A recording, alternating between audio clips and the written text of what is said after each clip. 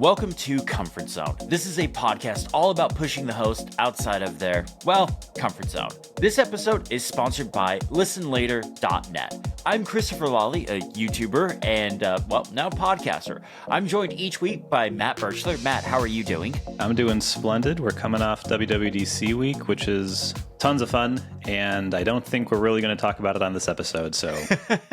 Great.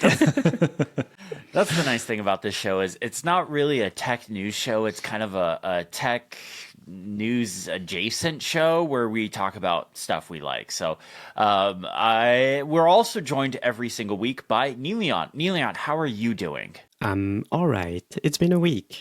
Yeah. And you're right. We are on our own cycle here on Comfort Zone. So, I had a realization after our second episode that I keep bringing a negative energy to my items. I was a little down on the Vision Pro in episode 1. I was pretty down on Perplexity last week. And so this week, I wanted to bring something that I just enjoyed. And thankfully, something came up that was new, and pretty cool. And that is the Theater app for the Vision Pro. So the app's called Theater. It's from Sandwich, who's like an advertising company and now has started doing some development.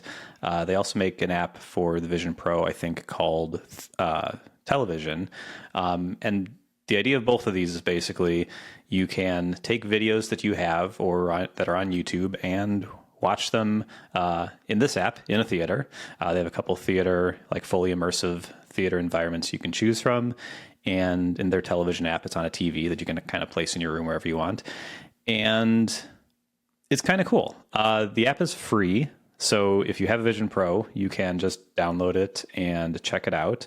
I think the free version lets you play video files you have on your device, as well as some like pre-selected YouTube videos that they have.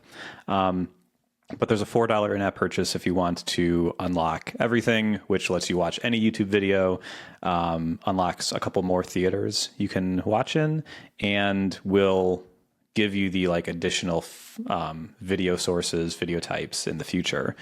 So I think they've kind of implied that maybe immersive videos not distributed through Apple might be able to be watched through here one day. But yeah, so it's just a fancy way to watch videos in your Vision Pro. And from that perspective, it's kind of cool. I don't know. I know, Chris, you've got a Vision Pro. I think you watch video on it. Do you use the immersive environments, or you just kind of like have floating windows in your space? If I am sitting down to watch something, so like I watched the first 2 episodes of Acolyte through Vision Pro. I did full immersive, did the Disney Plus theater, and watched it that way. So definitely like that, just because of my ADHD and like I'm not like looking around. I'm focused on the thing at hand. And like the nice thing about like obviously I live with somebody, so like I can just be focused on the task at hand. Yeah, actually, similar story for me. I watched the first 2 episodes of The Acolyte on in Disney Plus. I did the Tatooine environment. For whatever reason, I just really enjoy the more fantastical environments. I find them just a little different. I like the Tatooine one as well. The nice thing, I was just wanting to try like another one. I usually use the Tatooine one for all the Star Wars stuff, but I just wanted to try the Disney Plus theater to kind of see if it was a different experience somehow. I don't even know what I would mean by that, but it was also very late at night and I just wanted to watch it. I had just gotten back from vacation and was literally getting ready to go to WWDC. It was the only time I was going to have to watch The Acolyte. So I just wanted to try that one, but I like the Tatooine one, and the Avengers Tower one is pretty cool too. There's a lot of fun Easter eggs in that. Yeah, I feel a little bit with these immersive environments, we're kind of in the early days of like iPhone app design, the kind of skeuomorphism era where like, oh, you would watch this in a theater, so we're going to make a 3D theater that you can sit in. But maybe that's, I don't know. I don't know if that's good or if the more like places you could never go and watch these things are more compelling. But either way, this app is doing the kind of like, let's simulate real life. And I think that's good. I think that it's well executed. The theater looks good and all that. But what was really interesting, and the reason that I wanted to talk about it today, is that they did, to launch the app, kind of like to get some buzz around the app, they also live streamed the talk show, John Gruber's WWDC show that he's been doing for many years now. And they streamed it in immersive video in the theater app. And that was actually really, really cool. More than I expected, I think. So the setup that they had looked like they were using one of these new rigs that Apple, I don't know if Apple invented or Apple worked with someone, whatever. These new rigs that Apple's using for their immersive videos, they're using a similar rig, and they just had planted front and center in front of the stage where the show is happening. And it didn't move. There were no cuts. There like weren't multiple cameras that it was switching between. It was just this one camera right there, and you could watch the show as if you were sitting front row center at the theater that it was actually happening in. And it was pretty low resolution compared to what you're used to with live streaming or anything. Like, it's easy to like get a 1080p, very high quality live stream these days on things like Twitch and YouTube and stuff. But this was not as good. It was a lower quality. It's a much bigger video file, I'm sure, that's coming over, but much lower quality. It was choppy most of the time. Like, the animation was definitely not perfectly smooth. But despite that, it was super compelling. I kind of loved it. Like, they were making jokes on stage, and I was laughing at the jokes way more than I would, I think, if I was watching it just on YouTube. Like, it felt more like I was at a live show, even though that technically there's tons of things to improve. Like, it felt very real. It felt like I was watching something 3D. I was in the space, and it's one of those things where I shared a screen recording of like 30 seconds of it. We'll try to put that in the show notes. And I don't think that captures the feeling. I had people like saying like, oh, the video doesn't look great. It looks pretty choppy. And like, all of that is true. But like, when you're in the experience, it actually feels really, really good. And I don't think I'd want to watch everything like this, but like, for a live show, it was kind of awesome in a way that I didn't quite expect. I thought it would be okay. And if I saw like what the video quality was going to be, I'd probably say, oh, it's kind of a bummer, but I loved it. I thought it was really, really great. Just to be clear, there was no one there with you, right? No. So there was no one there with you. You're in an empty theater. So every other seat is empty. The app does let you choose generally where you want to sit. So there's kind of a grid with the 9 seats. So you can sit like left, middle, or right, and then front, middle, or back of the theater. The only one that made sense for this was front, middle. Yeah. So it's kind of like the TV's app immersive environment where you can set theater mode and then like pick where you're sitting in the theater part, like the very front or the balcony or something like that. Yeah. I found with this one, the when immersive video works for me, it's when, in like the Apple ones, it's when you feel like you are the camera, like it's a first person perspective. And since the like actual camera was kind of in the front row at the show, that was the only seat that felt right to me. Yeah. It's the only one where you were close enough to like see the depth and everything of the people on stage, because it is a 3D video. Like, you are seeing depth on stage and you can move around and everything. But at the other seats, it was kind of weird. It was kind of like watching a video on a screen, whereas that front middle seat did feel like, oh, I'm actually here in an empty theater, but like, I'm actually here. Interesting. I didn't go to the talk show this year. I literally was that the day it aired, I didn't leave Apple Park until almost 6 o'clock, and that's when the doors opened and with traffic and everything.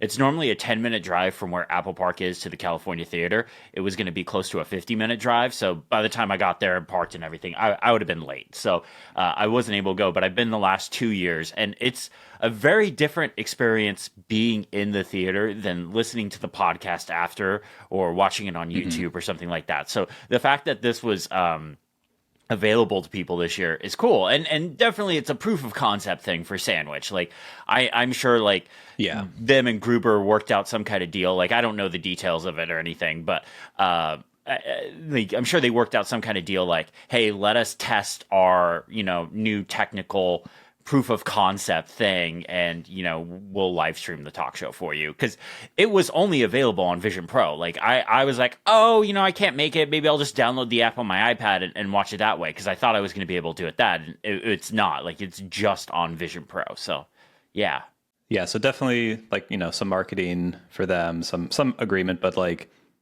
it was really cool. And like you said, there is a difference between being in the room during a live show and then listening to a recording afterwards, like podcasts or live, like shows like this. And again, I'm going to keep saying it because I wouldn't believe it if someone told me this, but I've done it now and I do believe it, is I did get that feeling of being there. And if I like was in it for a few minutes, I would feel like I was there, and I would like laugh along with the crowd as if I was there, which sounds so weird, but is what happened. And I think this is the sort of like thing that makes me more excited about the Vision Pro than some of the things where I'm disappointed in like how it's not the productivity machine that I wanted. I think the more sorts of things we can get like this that give me an experience that I cannot get on my other devices, I think it'll be just good for the product in the long run, and hopefully for Apple's sake, make it a success. Nice.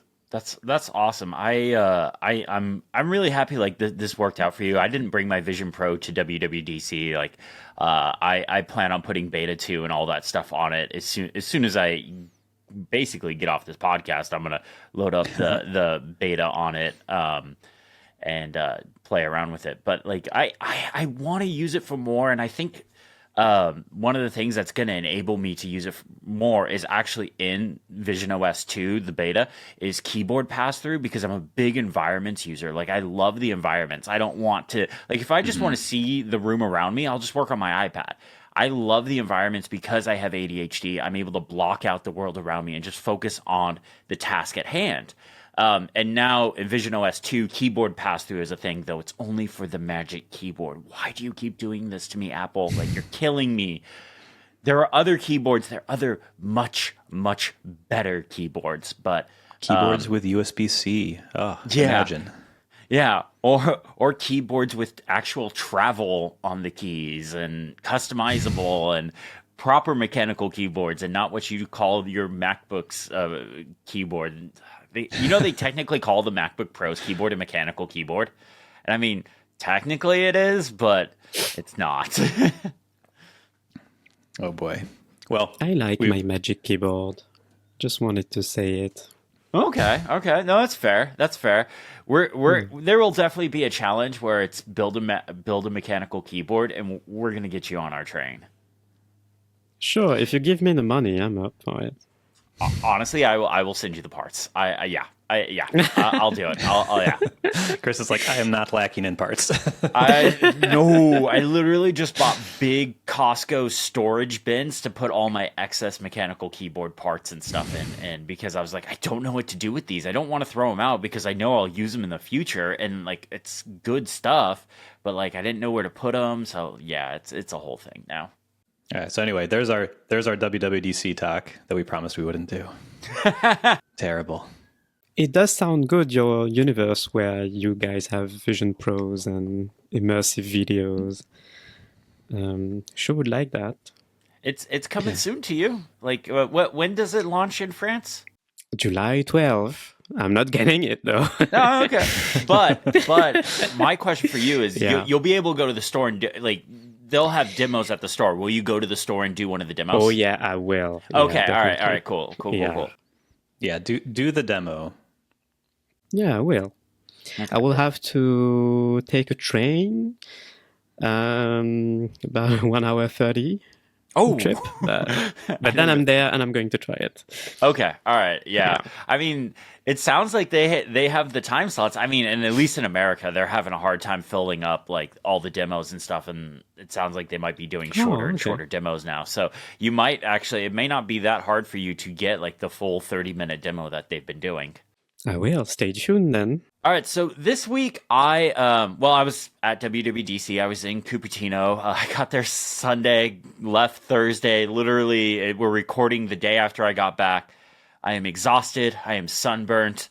I am just ready to take a break. So, but that whole time I was there. I was running around, did some video stuff, did a bunch of briefings, met with a bunch of people. It was a great time. But this year I did something a little different than I normally do. Normally I bring a big vlogging mic and it's just attached to my camera and I run around and constantly I'm just like hitting record and it's this big shotgun mic that I'm just speaking into and the audio quality is fine, but it picks up a lot of noise around you. So before I left this year, I got this guy. It's the DJI wireless mic system. And what this is it kind of looks like a giant AirPods case. What's cool about this is it has two microphones in it, and a receiver and a bunch of adapters. So the way this works is you have two lav mics and they have magnetic attachments or clips that you can put onto your clothes. And so you can attach the mics. And the nice thing about lav mics is you can get them really close to your mouth. So that way it's not picking up a lot of noise around you. It's very focused.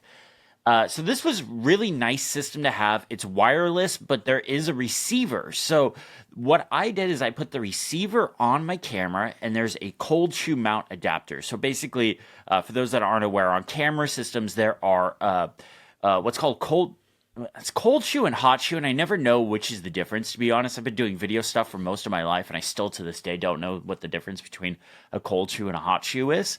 But anyways, there's a shoe mount, and you could there's an adapter on the receiver that you can click in there. It slides onto the top, shows audio levels and stuff like that. Really nice. And then there is a audio out cable, so that way you can plug just a regular 3.5 millimeter cable into the receiver and into your camera, and it'll record straight to your video clips. Or the two microphones have 8 gigs of internal storage each, so you can record locally to them. It's something like 15 hours of audio, like 14 or 15 hours of audio you can record. It was like more than enough. So this was a really great thing to have. I was able to do quite a bit with it. Like I was just able to record video, get clean audio. One of the videos I did, it's on Apple Intelligence. I just published it this morning. I recorded in front of the Apple Park Visitor Center. There are a ton of people around there. In fact, when I was recording the video, somebody was literally buffing the outside of the visitor center, and they were like going right behind me. I mean, they were doing their job. Like I wasn't mad or anything. I'm like, you got to do what you got to do. But the mic did a good job of like kind of canceling that noise out. Because it is directional. And I did use like some of the Final Cut features like noise removal and stuff like that just to clean it up a little bit. But the mic itself did a really decent job at like canceling out car sounds and people talking and things like that. Now, what's nice about this mic system is that there are adapters with this. So if you don't have like a camera system, like I shoot with a Canon R5, if you're not using that, say you're just using an iPhone, it comes with both a Lightning and USB-C adapter, so you can plug that into the receiver and then just plug the receiver right into your iPhone and then use the microphones to record. So that way you can you can put your iPhone on a tripod, be 6 feet away, and these microphones go really far away. Like it's I think I saw like it was like over 100 feet. It might be close to like 200 feet, something like that. So you can be really far away. I don't know why anyone would want to be that far away from the camera, but you can. And for a demo. Yes, yeah, exactly. The nice thing is you can plug it right into your phone. It will record right into the video that you're recording on your phone, so you don't have to go back and sync up audio if you don't want to. But again, you can record directly onto the mic. The mics have USB-C, so you just literally plug your mic into your computer and you copy those audio files over. Really nice system, kind of a niche thing to bring to the show. I promise. I know last 2 episodes I brought like video stuff. I promise this won't be every week, but I've just been covering an Apple event, and yeah, like the video stuff is kind of my bread and butter these weeks when I'm doing these kinds of events. So it's a really nice system to have. It's definitely not going to replace like the mic that I used to record this podcast or the mic I have above me to record my traditional videos. But if you're looking for like a travel mic setup, this is not a bad way to go. How do these travel? Is there like a carrying case or anything, or are you just kind of like loosely tossing them in a bag? Yeah, so there is a case. It's probably about like it's like 3 times the size of an AirPods Pro case. And it works exactly the same. Like the lid lifts up. It's a charging case for them. So everything, the mics, the receiver, the adapters, they all go into this case, which is really nice. And then there's a USB-C port on the case. So you then just plug one USB-C cable into it and it handles charging everything. The case itself has a battery. So say you're out and about, you're doing a bunch of recording, you're using the mics, the receiver, the battery dies on them. You can just put them in the case itself and it'll charge all that stuff back up. You don't have to plug them into power. Okay. And does the one that clips into the shoe, does that get powered by the camera or no? No, that has an internal battery. Okay. Yeah, so the receiver, so that's the receiver, and then there is the 2 mics. All 3 of those have their own battery, and then the case has a bigger battery, and then you can charge like the receiver and the mics individually if you want. And there's a version you can buy of this that's literally just a receiver and mic. It doesn't have the case, but I would spend, if I was you, I'd spend the extra money and get the case if you're interested in this, because you can literally just plug one cable into the case and it charges the whole system, which is really nice and really convenient, especially when you're in a hotel trying to balance charging camera batteries, your devices, mics, Nintendo Switch, all sorts of different things. Mm-hmm. Yeah, like I have the Rode Wireless Go 2 system, which is like similar to this, it sounds like. Yeah. But the things that bother me about this one, actually all three things you mentioned actually make it sound better. I'm not going to buy it, but it makes it sound better, is the carrying case is great. These are just kind of loose. So if I'm taking them somewhere, I'm just tossing them into a bag, which is annoying. They do all charge individually, but similarly, it does not charge from the camera when it's plugged into that. I was really hoping that would be a thing, because sometimes that dies on me and I'm like, oh, I forgot to charge the thing on the camera. And then the magnets actually would be really, really great. These guys only have clips to clip onto you, and a magnet would be so much better for like the sorts of like t-shirts that I wear. It would be a lot easier than trying to clip it like up to my neck or just randomly in the middle of my shirt. So those all sound good. I'm sure it costs way more than the Rode ones, but it's $250 for the version that I got. There's a cheaper version without the carrying case, but the carrying case definitely makes a big difference because, like you said, it's not loose stuff. Because these things are small. Like the mic is small, the receiver's small, all the adapters are really small. So just throwing those in a bag, that's a good way to lose them. So the case itself is really nice, like even the charging capabilities aside. And the really nice thing is the case has an LED light, like battery indicator on the front. So there's 4 lights on the front, so it'll tell you like how much battery life is left on the carrying case. So and as soon as you put the mics and the receiver in the case, it starts charging them right away. You don't have to put them in a specific mode or anything like that. It works just like AirPods in that instance. Yeah, that's very convenient. These guys have 0 indicator what their battery is, so you just kind of hope. That is not something I would use for a professional workflow then. I am not a professional video maker. Yes, you are. You absolutely are. I'm a scrappy video maker. Okay, yeah, we're all a little scrappy. Every person that does video has to be a little scrappy. That's true. That's true. Yeah. Chris, I have 2 questions about the mic. Okay. First, is it one of those mics that you can hold up to your mouth like one of those TikTokers nowadays, and it looks ridiculous? That's the question. That's it. You can.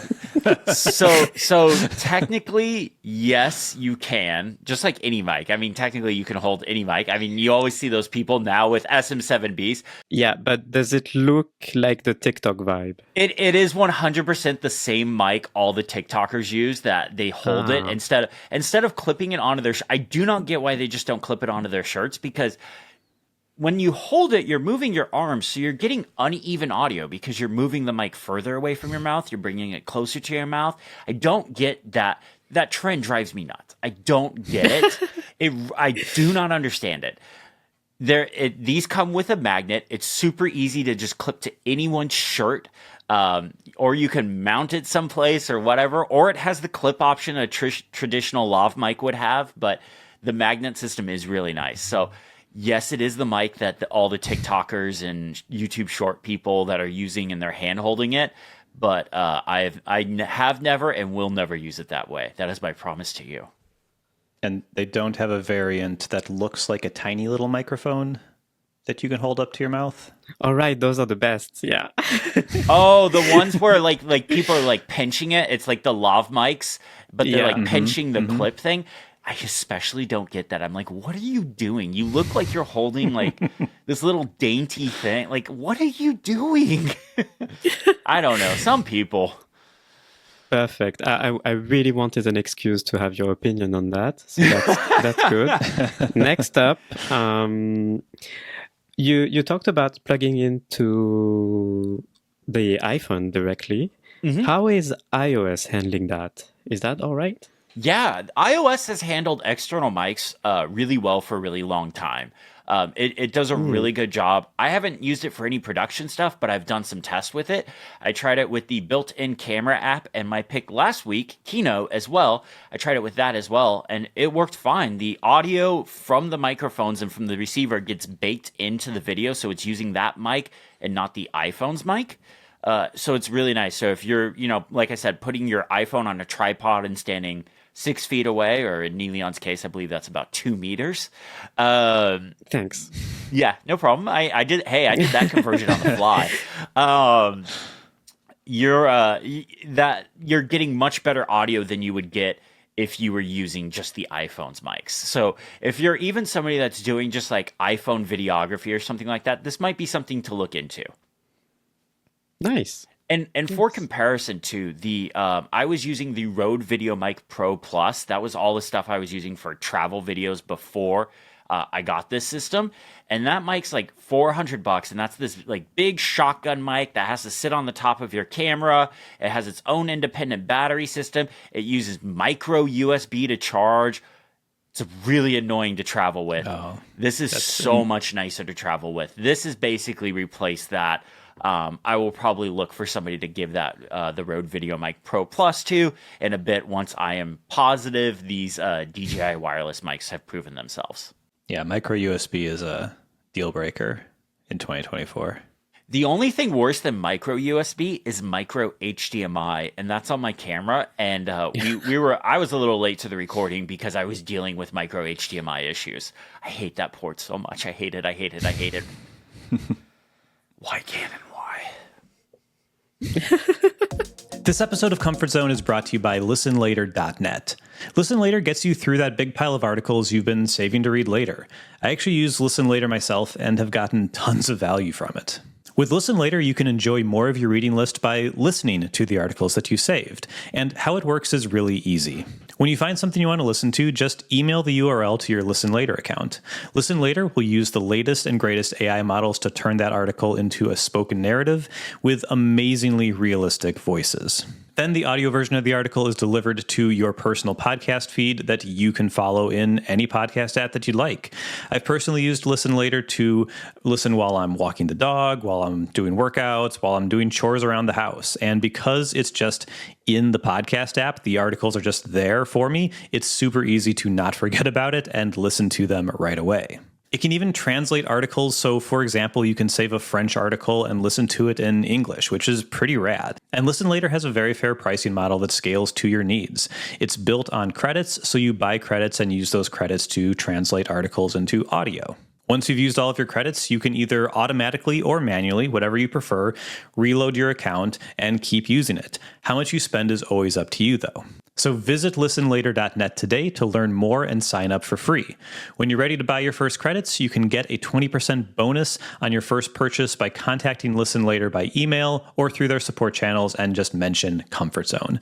Again, that URL is listenlater.net to start listening to your reading list today. Our thanks to Listen Later for their support of Comfort Zone and of Mac Stories. This week I wanted, so just like Matt, I wanted to have a more positive vibe because that went downhill last week. So I tried out 2 accessories by SwitchBot, if you know that brand. Yes, very familiar. Yeah, I've heard of it many times and never tried it. It's actually pretty cool.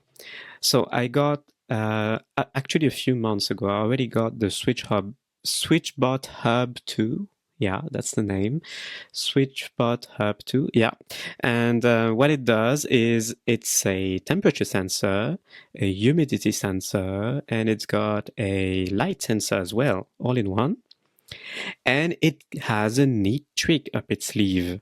It can trigger IR appliances, infrared appliances. So anything that you can control with a remote, basically a classic remote. So what I did is enroll my AC using this. So now I can control my AC in a home app using that hub. I also got the SwitchBot bot. So it's just the bot. It's the initial product that gave birth to the company, I guess. And that's a little thing that you stick on top of any button, really, even a light switch on the wall. And it's got a tiny arm that's so cute, and which will. Oh my god, it does. It's got a tiny arm that comes out and presses the button for you, and you can program the bot so that it has multiple modes. Basically, it can work with one-way switches, so that if it's just a press, or if it's a rocker that has 2 positions, it can also trigger that as well in both positions. So that's really neat. And I'm really happy with these 2 products. They work really well. There is one issue, though, and that's where it's maybe going downhill again. Oh, no. This week. Oh, no. SwitchBot doesn't have in any of their product native HomeKit support, right? So you have to use their app, their iOS app. But recently, the SwitchBot Hub 2, the one I got Matter support. So that's good news. Yeah, it means you can enable it in the app and it will show up in the home app like any HomeKit accessories. So that's the Matter idea right here coming in clutch, I guess. And that works, although it is so buggy, guys. Oh no. SwitchBot, get your act together or something. Or I don't know if it's SwitchBot, if it's their fault, or if it's the Matter support that's garbage in general. Like the Matter standard is garbage in general. I don't know. I've only had a couple of other Matter accessories, which are Eve products. So smart outlets, which I can upgrade to Matter using the Eve app, and that worked well. Although there's absolutely no point in doing that if everybody in your house just uses HomeKit. But yeah. So yeah, SwitchBot's Matter support is garbage. It doesn't work. There's a huge latency between when you press the button in the app and when the bot or the hub actually does something. So I wanted to go another route to add these 2 devices in the home app. I wanted to leverage my Homebridge instance that's on my server in the living room. I guess I can talk another time about the server in the living room. I think I mentioned it, but it was on the secret pilot episode that we did, right? So nobody's heard that. But yeah, I have a server in the living room with a Homebridge on it. And there's a plugin for SwitchBot accessories that you can install, which adds HomeKit compatibility to your SwitchBot accessories. That works a lot better than the native Matter support.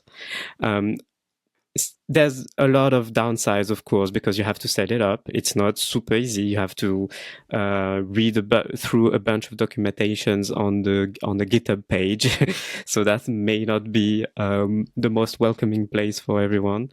But once you're done setting it up, it works so well. There's no latency. I believe it's just using the SwitchBot's native API, so that's why it's so fast. Yeah, so I compared a Homebridge homemade plugin and the company's native HomeKit support via Matter, and I'm afraid the homemade stuff works better. Yeah, the open source amateur thing is better than their actual service. That's not great. Shocked. I'm shocked, I say. Impossible. Right. I don't know, guys. I think over the past few years, I've been extremely disappointed by the promise of Matter. I think it's an excuse to get into this for me, but yeah, there was this promise that everybody would make products that works with everything, and I don't know. That's not been the dream. There's a few Matter products I have, and they work worse than just like dedicated HomeKit devices. Like if they go through Matter. One thing I am interested in is for iOS 18, well, all the OS updates that have home app support. It looks like they're getting the new Matter update later this year. So it's going to bring like robot vacuum cleaners and stuff to the home app, which I'm excited about. But I am like, is this going to work worse than just going into like the native app for my robot vacuum cleaner? Or is this because I want everything to be in the home app. Like I have Homebridge installed so I can get everything in the home app as well. But Matter is the promise to the people that are wandering the desert without any water, and they went, just kidding, we don't have any water for you, we have Mountain Dew. That's tough. Yeah. So Matt, are you Matt or are you Matter? Well, based on this conversation, I am Matt. I want good connotations. Title. Right. So this little SwitchBot bot. It's a little. That's the best thing. It's a little box. It looks like you stick it to like anything. Stick it to the wall, yeah, or anything really, yeah. Yeah, they've got it like hooked up to a coffee maker in one of their photos. Yeah. So what are you using it for? And now that you have it, are there other things you're looking around like, ooh, I could use SwitchBot on that? Yeah, so I'm using it for something very specific in our living room. So we don't own our place. So we can't just replace things that are built into the apartment or something like that. So we have a bunch of smart lights in the living room, of course. But there are ceiling lights, which are tiny LEDs that are speckled on the ceiling. Imagine a grid of 12 or 16 LED lights, LED spots on the ceiling in our living room. And those you can only trigger using the wall switch, right? The built-in wall switch. We don't want to replace the wall switch to make it smart and make it show up in the HomeKit. So that's perfect. I just stuck the tiny bot on the light switch, and that's it. And it works. The thing is that And that's something really important, I think, is that you can still use the physical button. It doesn't, yeah, it doesn't prevent you from using the physical button. The bot is out of the way when you're not using it. So yeah, we can still press the button on the wall and it works. Yeah, I think that is like after I've been doing home automation stuff for years, and I think the thing that I realized at some point is if you're going to have a light, for example, that's smart, you need to have a way to just switch it on and off manually as well. You can't make absolutely your phone or your voice be the only way to do that. Because otherwise you're going to get frustrated. Your partner's going to get frustrated. It's going to be, and it's even worse when they get frustrated because you set it up and you're like, oh, it'll be so easy. And then if it's not, they're like, you said it would be easy and it's not easy. How dare you? So yeah, anything like this where the switch is still available, I think is really cool. I have something, it's a little different to this, but I have something that kind of like, for my living room, I have a similar situation where there's a switch that controls all the ceiling lights and it goes on top of the switch so that there's like a button that goes on top of the switch. So you can't actually switch it. The switch is always up. It's always on, but it is basically a smart button that'll toggle it between on and off for you and has like a dimmer and everything. I'll try to find a link to that. It's on Amazon, but I'll try to find a link to that for the show notes because I've had a lot of luck with that and it definitely improved our old situation, which was all smart, like have to do it through the phone. And that improved our quality of life quite a bit. Yeah, that's really nice. As somebody that used to be a renter and used to live by myself, I used to be able to like do all sorts of weird stuff, but I wasn't able to, drill holes in the wall or replace things.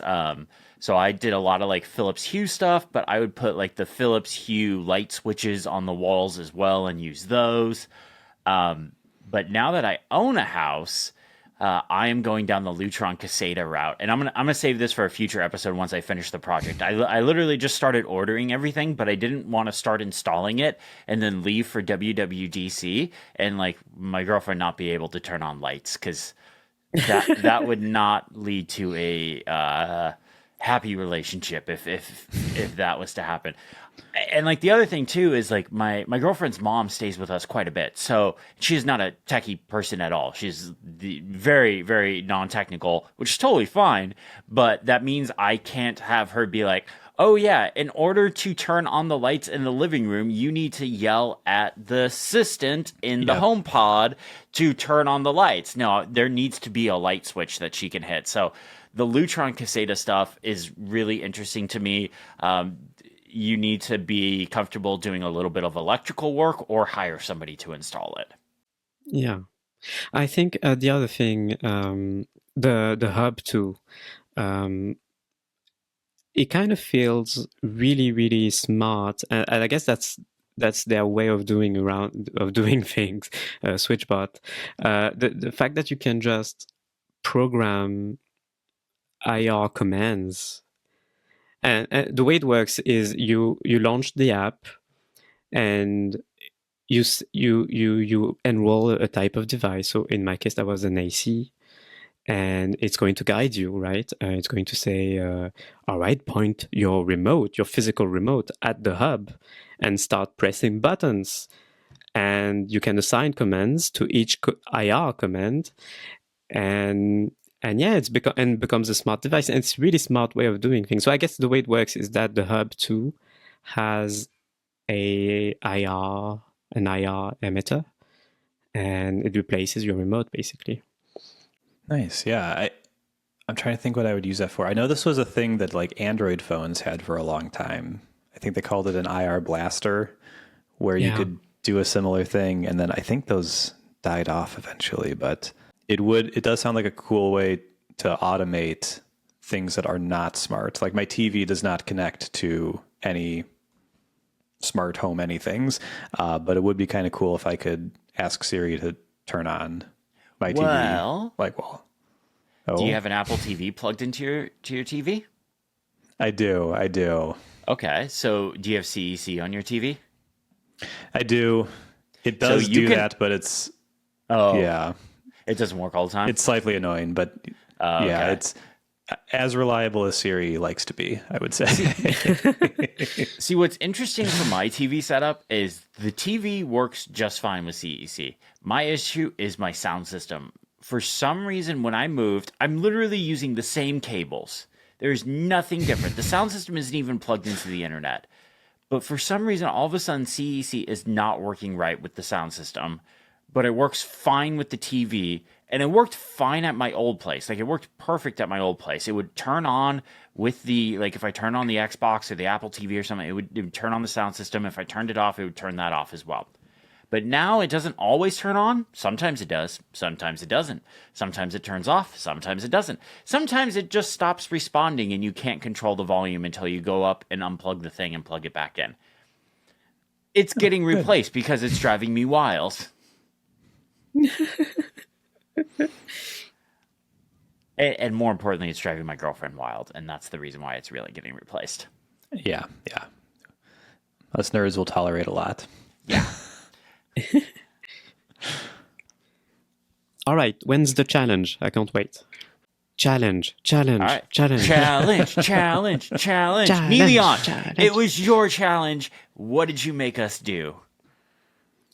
All right, I asked you and myself to revamp your dock on your main device. Yeah. Nice. Who would like to go first on what'd you do to your dock? Let's start with Matt. Matt, what'd you do? Okay, so you are starting. You've successfully chosen what is likely the most boring answer. So last week we agreed I would do my phone, which admittedly kind of restricted me to how crazy I could get because I only get 4 icons. So, at the start of the week, right after we stopped recording, I emptied out my dock and tried using my phone. And I forget exactly what was in my dock before. I think it was Messages, Ivory from Mastodon, Overcast, and YouTube. Those are the 4 apps I had in there. And I took them all out and I was like, let's see what I actually need in there. Like, what do I want my phone to be? What do I find myself like accessing quickly the most? So let's just make the most utilitarian dock possible. So I am back to 4 icons in my dock and 3 of them have changed. Messages is still there. Messages has been at the bottom left of my phone for a decade, and it's never going to move. I just do too much to Messages, and I need it to be there. So Messages has not moved. But I did make some other changes to the other ones. So ever since we started working with Mac Stories, I'm suddenly an avid Discord user. And I have so many messages going through Discord now, and I moved Discord, which I don't love, but I need. I moved it into my dock because it is something I'm constantly going into a couple servers. So that's moved in there, and that's made me use Discord a little bit more, which is nice. I also moved podcasts into there, so Apple Podcasts instead of Overcast. And I think it's because I just really love how beautiful the podcast app is, and I love the discovery in there. Like, I find more shows browsing through their kind of browse page than I do anything else. And so this is also maybe a bigger topic. With Overcast, I feel like I need to listen to everything. I need to be a completionist. Whereas in podcasts, the podcasts come in. If you listen to them, you listen to them. If you don't, you don't. It's not a big deal. And so I'm trying to see if I can handle that more casual podcast experience. I don't know if I will, but it's a challenge. So I'm giving it a go. And then the 4th icon in my dock is Reader, which is an RSS reader and is the one that I've used for many, many years, but it's never been in my dock.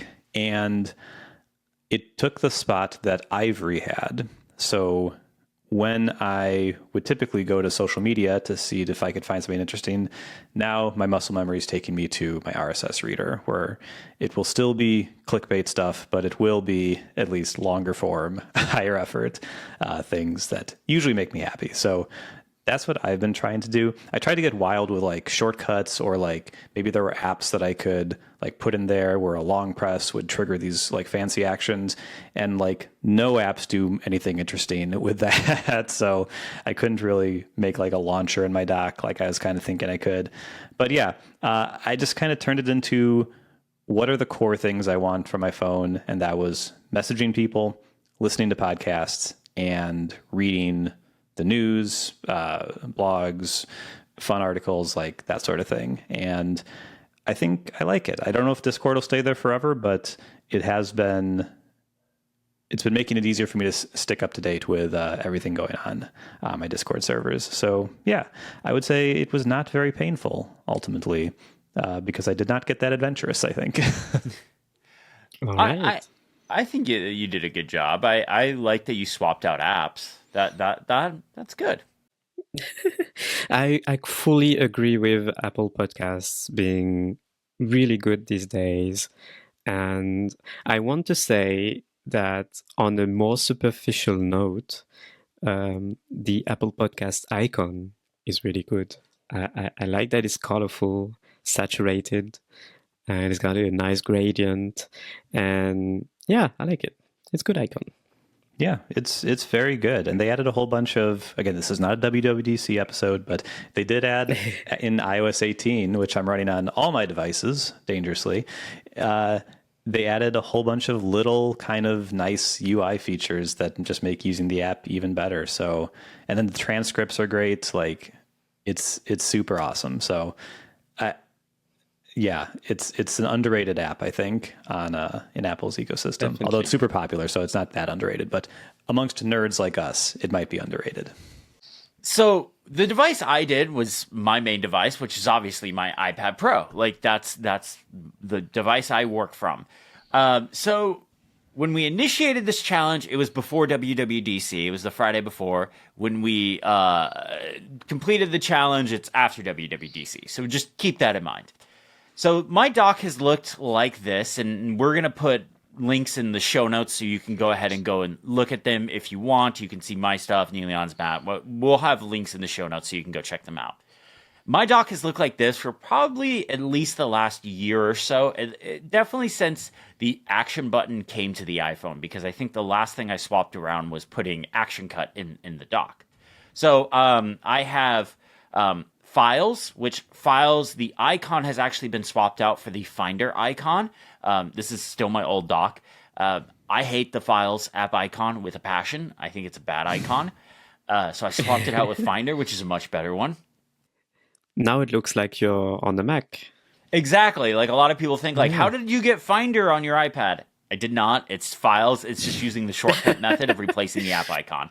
You fixed the Files app. Yeah, I fixed the Files app. Yep. Personally fixed it by just swapping out an icon. Yep. Fixed it. Hero. I wish it was that easy.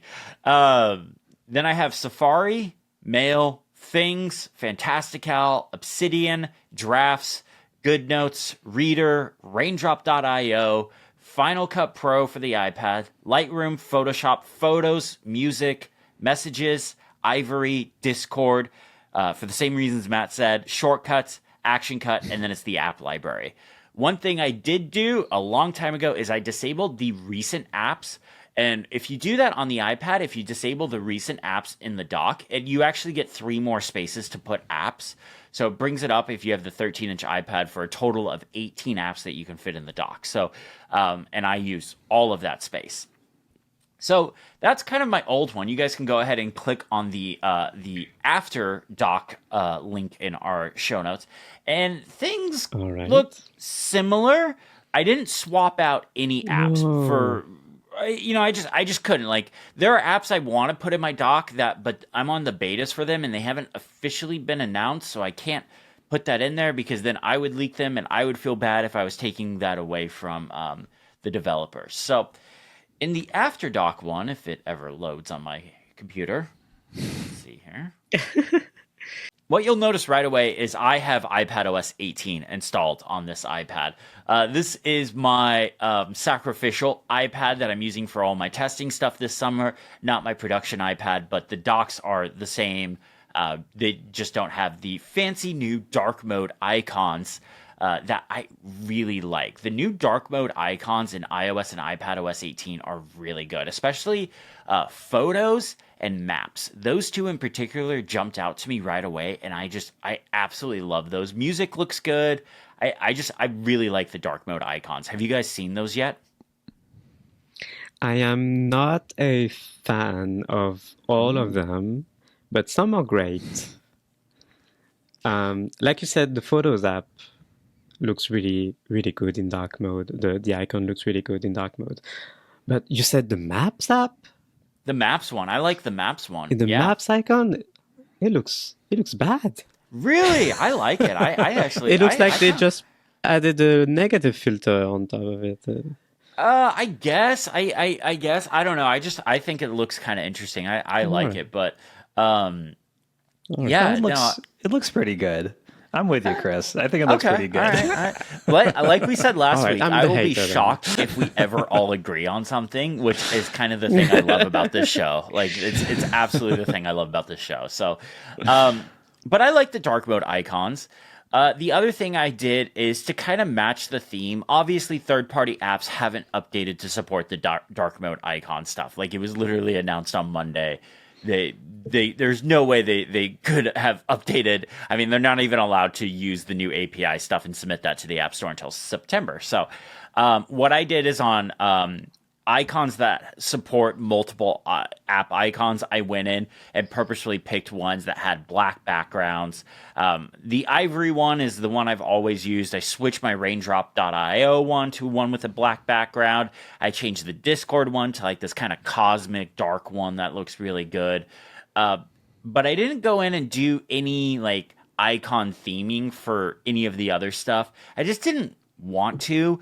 The only app that I do that for is Files, because again, I hate that app icon so much. I will deal with the shortcuts bar that shows up at the top every time because of how much I unreasonably hate that Files app icon. Yes.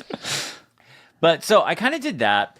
And then I also went in, and the last app icon in my dock is a shortcut called Action Cut.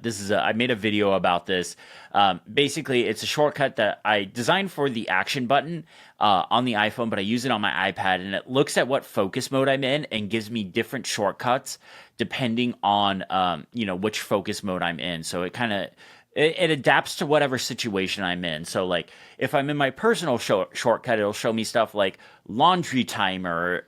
But if I'm in my work shortcut, it'll show me stuff like new video projects and stuff like that. So it kind of like adapts for me. I really like it. It's a shortcut I've been using ever since I got my hands on the iPhone 15 Pro. But the other thing I did is I put a folder in my dock. And I have not used folders on the iPad for a really long time because I don't like the way they work. I don't like the fact that when you tap on a folder, it literally takes up the whole screen of the iPad. Like, everything else gets blurred out. You see this grid of like, I think it's 16 apps in a folder that you can do, or on a single folder page, and that's all you can see. Like, it just takes up the whole thing. I think there'd be a much better way to design that UI. It's not good, but I was like, you know what? There's a lot of small utilities I've been using lately that I like have to use Spotlight to get into or add them to Stage Manager or something like that. Let me try like putting a folder in the dock. So I put a folder in the dock, and you guys can go into the show notes for this, and there is a link to the folder dock, or it's called Folders for Utilities. And in here, I have shortcuts, the new Passwords app, the new Calculator app, Notes, an app called Emulicio. I always pronounce it wrong, but basically it's an app for stabilizing video. Unsqueeze, which is an app for up-resing video. Orion, which is the HDMI capture card app that I use to like control my Mac and stuff like that. Jump Desktop, which is the app I use to remote into the Mac if I can't use a capture card. Camo, which is a nice app for like video calls and stuff like that and doing like multicam stuff. The Home app, Floating Player, Overcast, Runestone, Working Copy, the App Store, and Settings. So I've just kind of been using these as a way to like quickly add them to Stage Manager, jump into those utilities when I need them. And it's been okay. I don't love it. I don't hate it. I'm kind of ambivalent on it. I just don't like the way the folder UI works. I'm very used to using Spotlight to adding stuff to Stage Manager because, especially now, since iPadOS 17, you can just type the name and then shift click on something or hit Shift Enter, and it'll add it to your current stage. So I'm very used to launching stuff that isn't in my dock via Spotlight. Is the folder really any better than using the app library?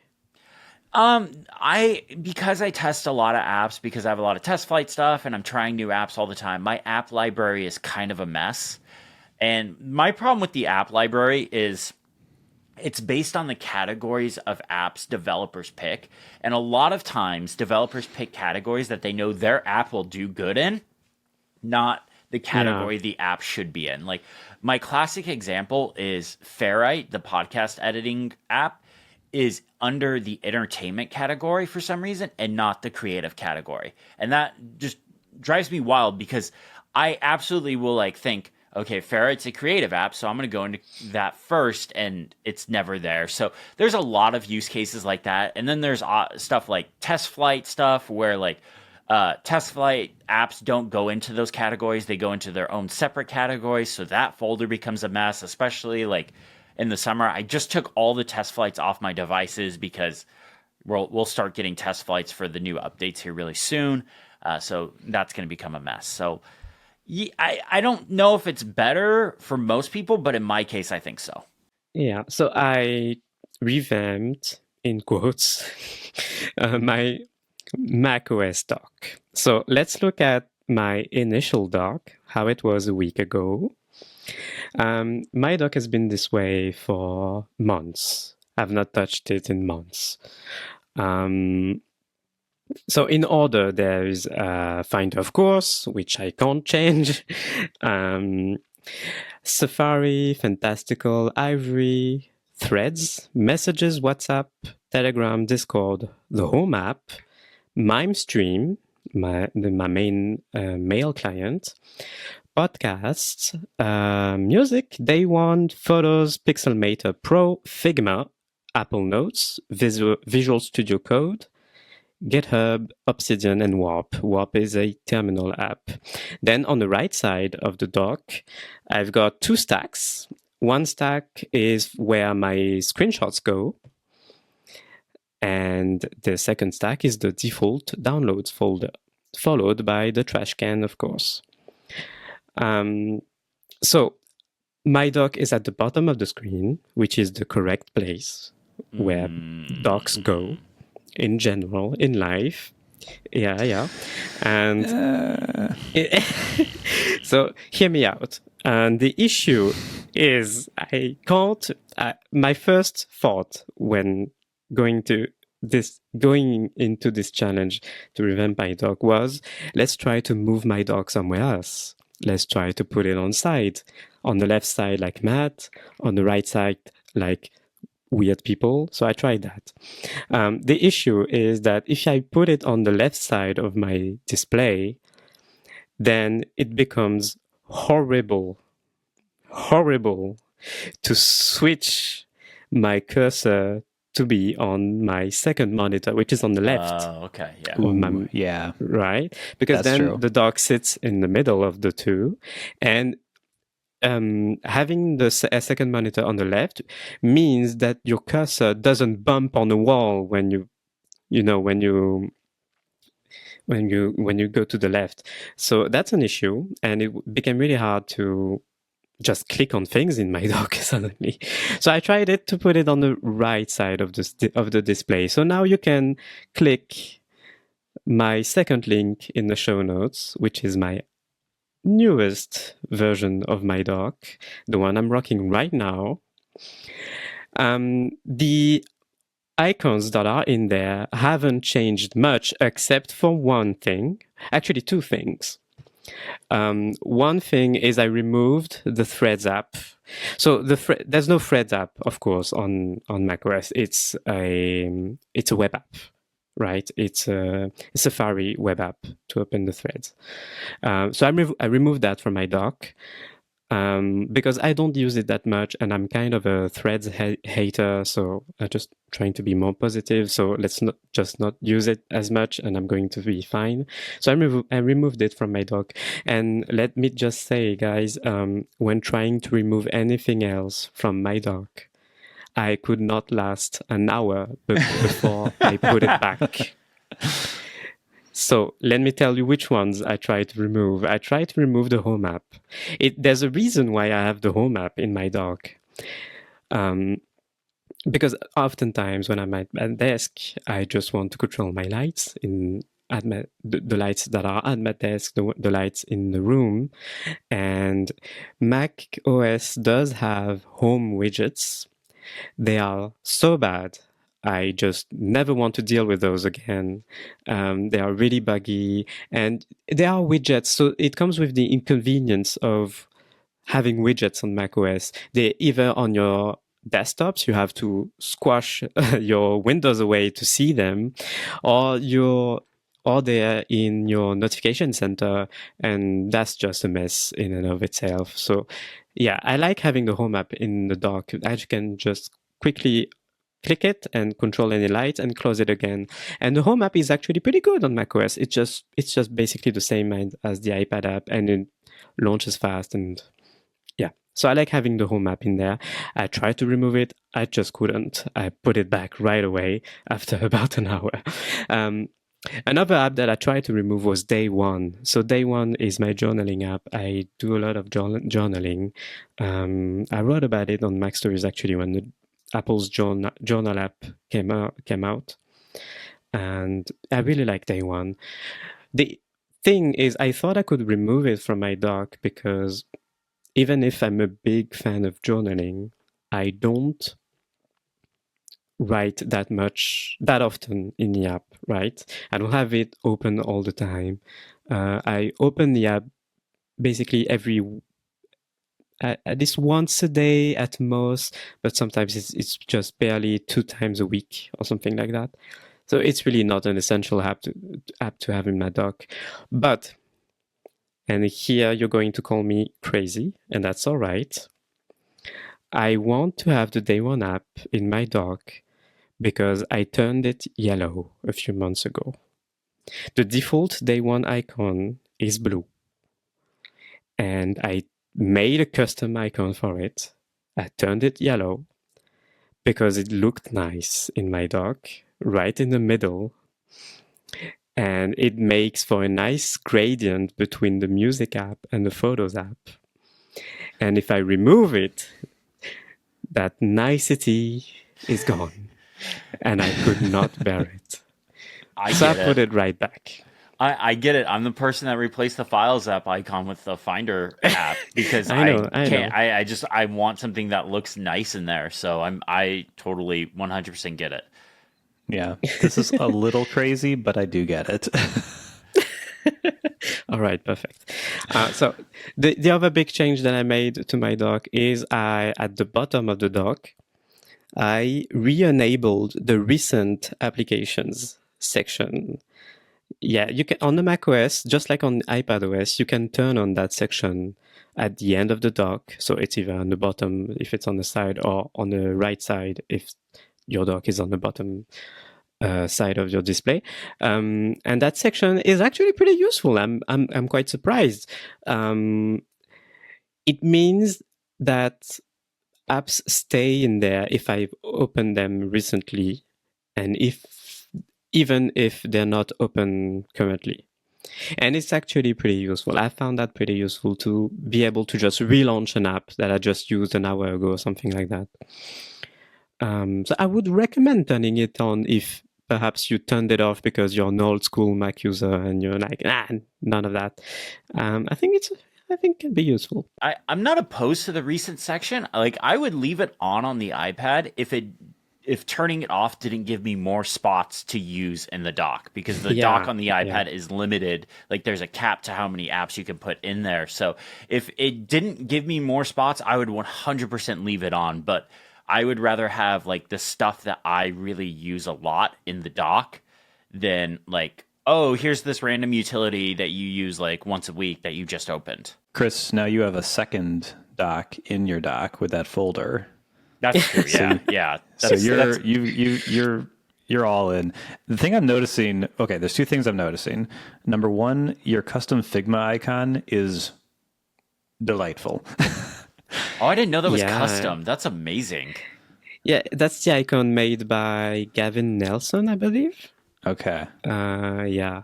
I need to find this icon. You can purchase it on his Gumroad page, I think, if I remember right. Okay. Well, I'm looking for that after the show.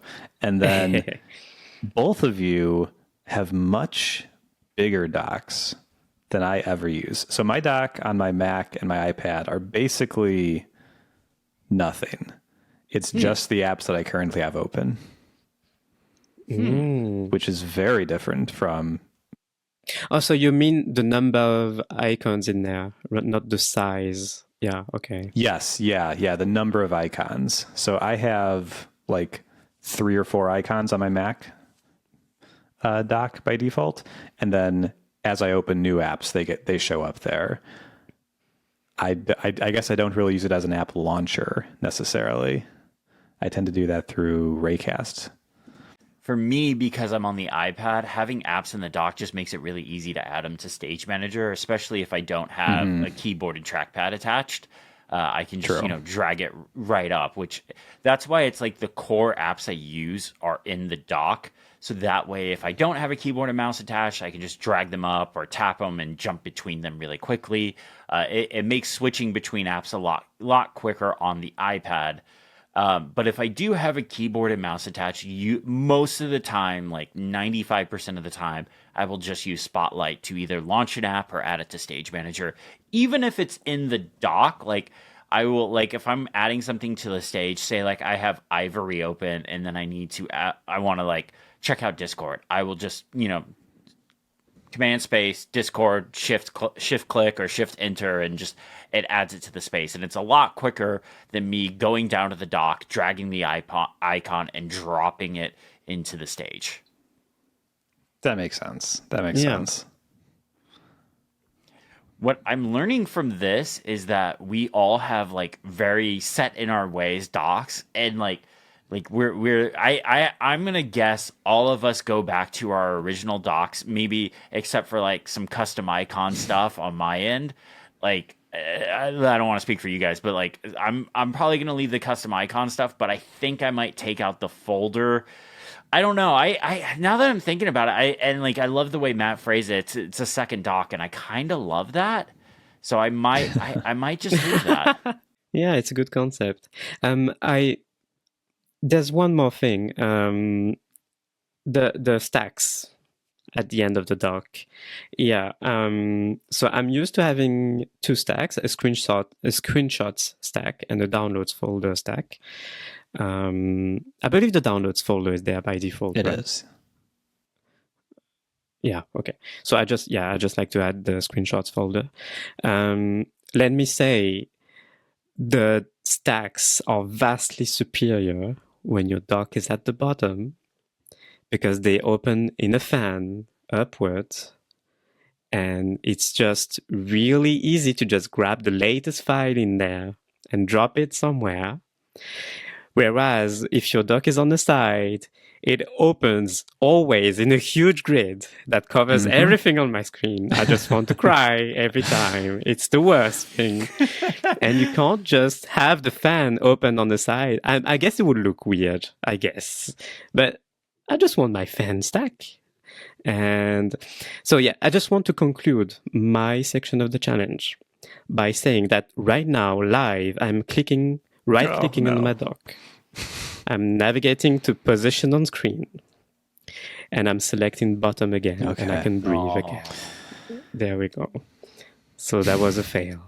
I'm going to leave the folder in my dock for another week and play around with it a bit more, because the more I'm thinking about it, I'm like, it is really nice to be able to just add those apps to Stage Manager or something when I'm not using a keyboard and trackpad. And with these new iPads, something I found, because they're so much lighter, I'm using it in tablet mode quite a bit more. Like I'm using it for reading, because I have a 13-inch iPad. That's a big boy. It's kind of annoying to hold. Like the old ones used to be really annoying to hold one-handed. They were terrible to hold portrait. This one's not terrible. This one's not bad at all. Like I've been reading off of it. I've been reading books off of it. I've been reading articles off of it, just in tablet mode, no keyboard, no mouse attached. So I think I'm going to keep the folder in my dock for another week as kind of like a second dock. Nice. I've got to say the folder in the iPad dock looks a bit wild. Yeah. Because it's just a tight grid in a small space. They really need a better UI. Like they need a better UI and better or icon design for it. That's something that has been on my wish list for a very long time, but it's such a low priority. I'm like, yeah, they should probably get to it, but like there's so many more important things to do on the iPad. There should be stacks in the dock, right? That would be fun. Yeah, I don't know if I like. So for me, whenever I had a Mac in the past, I always turned off stacks, the stacks icon, in favor of the folder icon. So like it would show like if you had downloads, it would show the downloads icon folder, or it'd show like if you put apps, the applications folder in there, it'd show the application folder icon and stuff like that. So and the stacks just seemed a little messy to me, but I get the appeal of them. Heresy. Hey, you put the dock at the bottom. That's heresy. Oh my god. If I could move the dock on the iPad, it would 100% be on the left side, but that's also where the stage manager stuff is. So I can see that never happening. All right, folks, leave a like on this YouTube video if I'm right. And also, leave a like if I'm right too, because hashtag let's do engagement. that. We'll know. Don't worry about it. Leave a comment. There you go, and you can find us on Mastodon as well and let us know. Yeah, if you agree with me, then hit the subscribe button, hit the bell. If you agree with me, smash the subscribe button and smash the bell. This is why you're the pro YouTuber. Is it highlighting right now? Is that a new thing, right? Nah, smashing it's been around for a while because it just seems way more dramatic. I mean, now in the YouTube app, when you say subscribe or like, I think the buttons light up in the UI. Do they? Oh, yeah. Oh, okay. Yeah, I'm the world's worst YouTuber because I don't actually watch YouTube videos. All right. Oh, Chris. I watch Matt's and a few others, but that's about it. Okay, then that's fine.